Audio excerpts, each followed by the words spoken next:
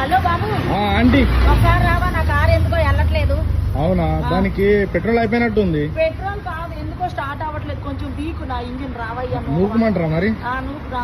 వెనక నుంచి నూకాలా, ముందటి నుండి నూకాలా? పక్క నుంచి నూకురా. వెనక నుంచి ముందు నుంచి అంటే కారు వెళ్ళట్లేదు కాబట్టి వెనక నుంచి ఇలా నెడితే వెళ్తుంది రా. అది చాలా లావుగా ఉంది ఆంటీ, నేను ఎలా నూకాలి ఒక్కదాన్ని? అందుకే మన ఇద్దరం కలిపి నూకుదాం. అవునా, మీ కారుకి ఒక్కరు సరిపోరా ఆంటీ? నా కారుకి ఒక్కరు సరిపోతే నలుగురిని పిలుచుకుంటా. నీకెందుకు, రావయ్యా ఫస్ట్ నువ్వు అయితే. ఒక్కడే నూకాలి ఇప్పుడు? మన ఇద్దరం నూకుతాం రా.